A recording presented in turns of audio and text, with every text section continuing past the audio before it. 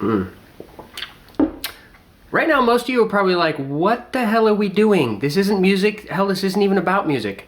You're right. This is about making good coffee at home.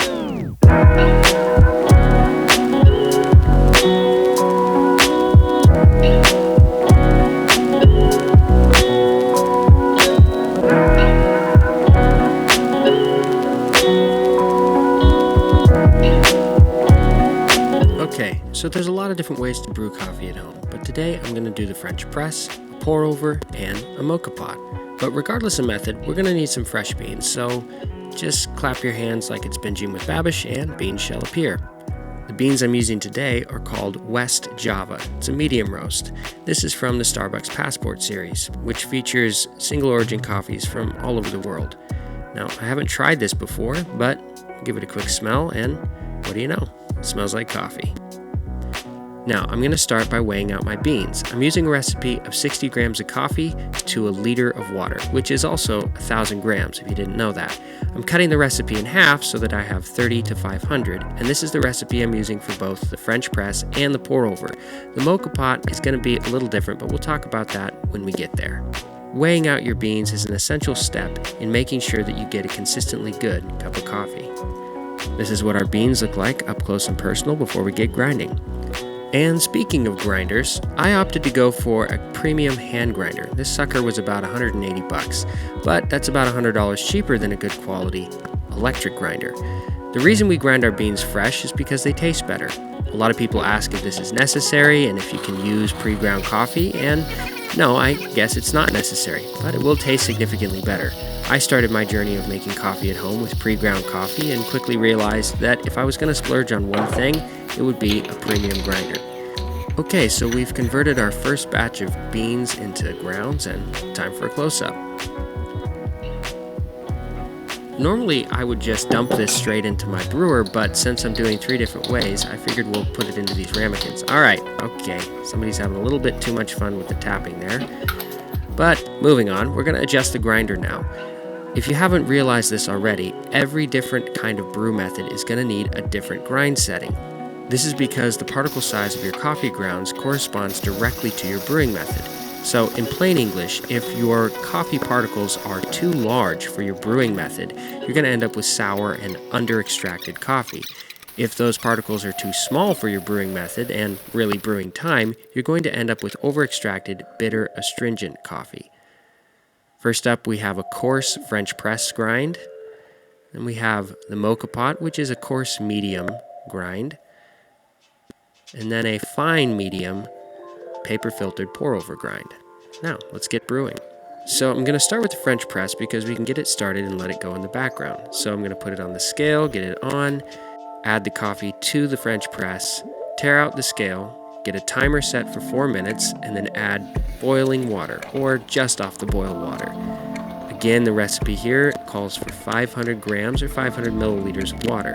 I pour it in fast at the beginning to get it all churned up, and then top it up slowly so I don't overrun it. Next, we're going to do the pour over while the French press is brewing. We're going to prep our filter paper by folding it flat along the seam, and then inserting it into the cone. Next, we're going to preheat our brewer and rinse our filter paper with boiling water.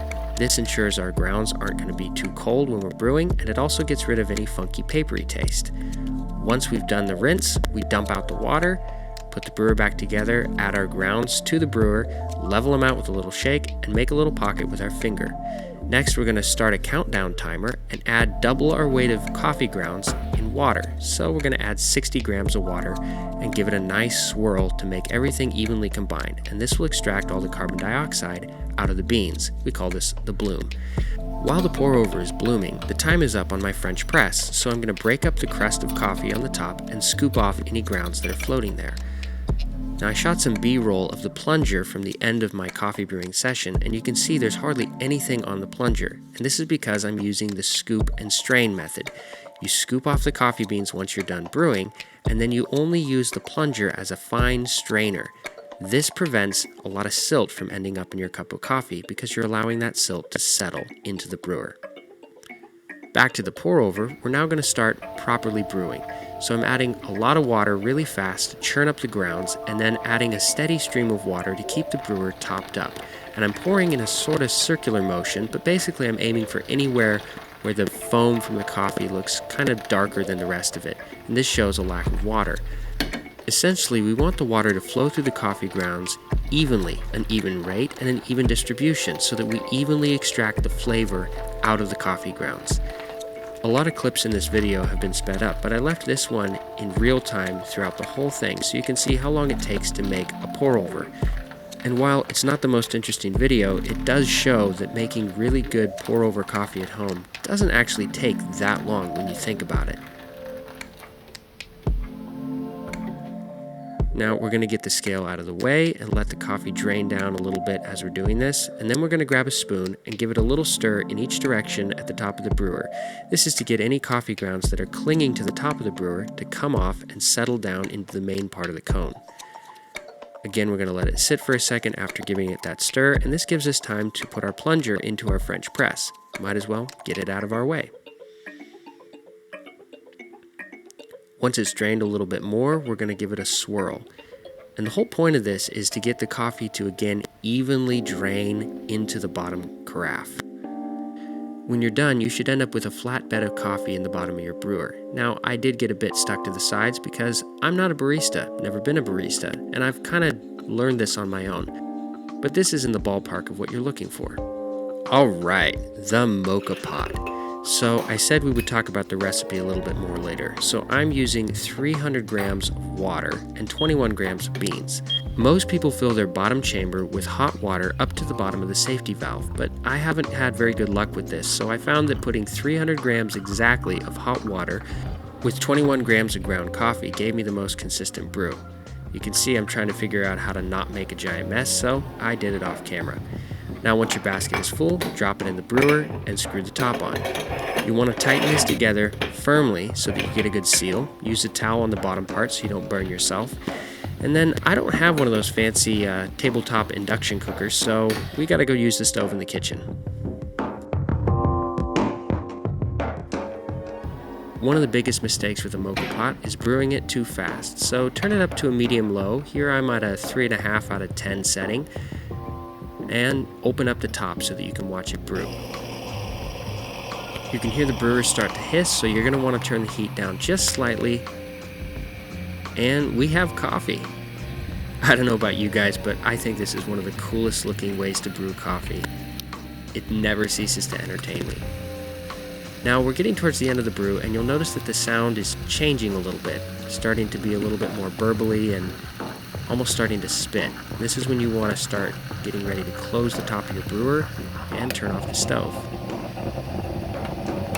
Once you've done that, you're going to want to take and run a little bit of cold water on the bottom edge of your brewer, and this will cool it down really quickly and make it stop brewing. I just wanted to show you guys how dirty a Moka pot gets once you're all done brewing and have poured out your coffee. You need to scrub all of this out with soap and water. If you leave it behind, it's going to make your next brew taste nasty. Alright, here we are. We're almost done. First, we just want to take the cone off of our pour over and get rid of it. And then I'm going to grab a spoon and stir the pour over and the Moka pot. Both of these are percolation brews, so you end up with a stronger coffee at the beginning of the brew and a weaker coffee at the end, so you just want to combine it. I'm going to pour these into some mugs and line them up so you can see what they look like side by side. The French press and the Moka pot ended up having a little bit of a reddish tinge to their color, while the pour over stayed jet black. And I think the reason for this is the difference in filtration. The Moka pot and the French press both use metal filters, whereas the pour over uses a paper filter. A paper filter will take far more oil out of the coffee than a metal filter will, which will result in a different flavor, mouthfeel, and apparently color. Okay, time to taste these. We're going to start with the French press. Now, I'm not a trained barista or coffee expert in any capacity, so I can't really give you pointers on how to taste coffee or really describe what I'm tasting. But what I can tell you is what I like and what I don't like. What I like is coffee that tastes like, well, coffee. I don't like it when it tastes like bitterness, sourness, or is really astringent. You know, that weird drying sensation that some liquids have? None of these cups had that. And this is because any brewing method can give you good coffee. It all has to do with your technique and the recipe that you're using. A quick note though before I sign off, you should let your coffee cool. The first 2 cups had cooled, but this one was scalding hot, and I burnt the crap out of my tongue trying to taste it for you guys, so, don't do that. Anyways, I hope this video inspires you guys to start brewing your own coffee at home. I hope you guys enjoyed it. Hit like, comment, and subscribe, and cheers! I'll see you in the next video. Hey guys, Editor Luke here with a 6-month update. So I was just about to upload this video to my new channel that's all about coffee, cooking, and cocktails, the homemade edition, which I guess you're watching right now if you're seeing this video. And I wanted to answer the question that a ton of people have been asking, which kind of coffee do I prefer? The answer is none of them, because my new favorite is this bad boy right here. This is a Flair manual espresso press, and I have not touched any of those brewers since I got this thing. So stay tuned for more content with this thing, as well as we're gonna do some versus videos, French press versus V60, French press versus Moka pot. But for actual detailed results and tasting notes, check out those videos soon to come. So subscribe. Oh, that sounded way more corny than I thought it was going to.